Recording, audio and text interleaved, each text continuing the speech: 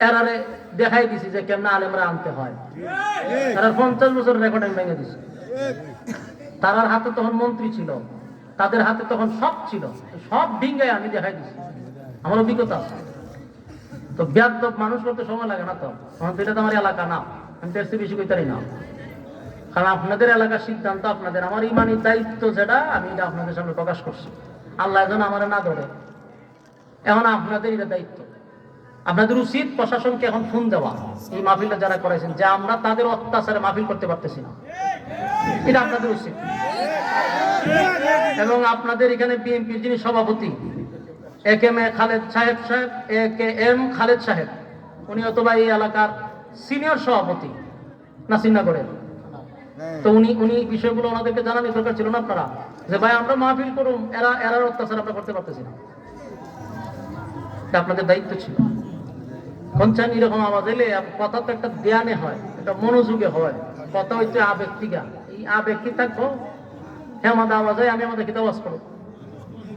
আপনারা সবাই কথা না বলে এক দুইজন দেখেন ফোন দিয়া কোনো ব্যবস্থা করতে পারেননি, প্রশাসনকে ফোন দেন, বলে এটার ব্যবস্থা নেন আপনারা। বছরে একটা মাহফিল হয়, এদের জন্য মাহফিল বন্ধ।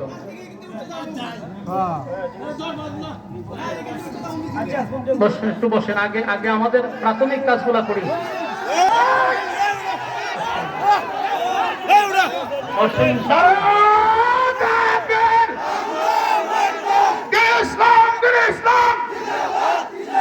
ইসলামের শত্রুরা হুঁশিয়ার সাবধান, শত্রুরা এদেরকে বসান, বসেন, কেউ জানেন না, বসেন ভাই, একটু বসেন, একটু বসেন।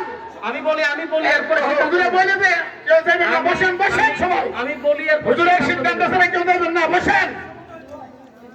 আমি বলতেছি, এরপরে সিদ্ধান্ত নেন, মাথা গরম করে কোনো সিদ্ধান্ত নেওয়ার নাই।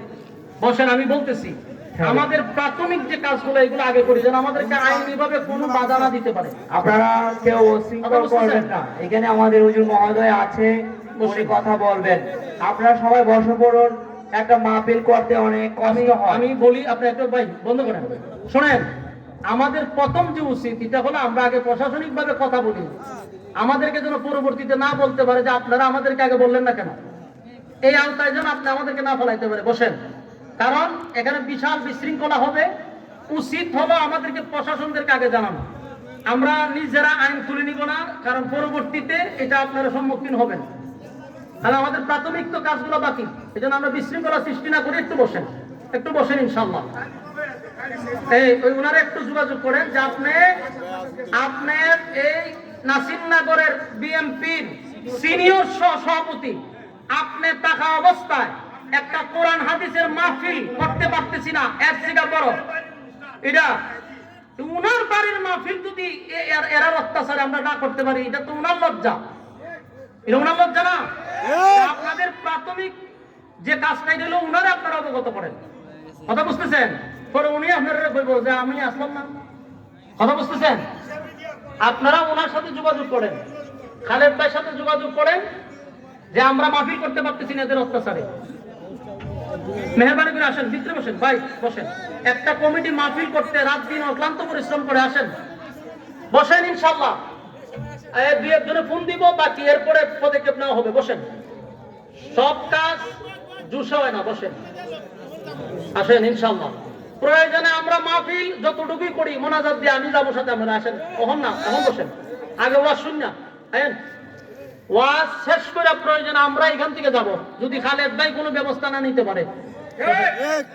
আর আমি আশা করি খালেদ ভাই এটা শোনার পরে উনি একটা ব্যবস্থা নিবেন, যেহেতু ওনার গ্রামের মাহফিল, এটা ওনার ইজ্জতের ব্যাপার, আপনারা বিশৃঙ্খলা করেন না। মেহরবানি করে আসেন ভাই, কথা তো আপনারা শুনতেই বল।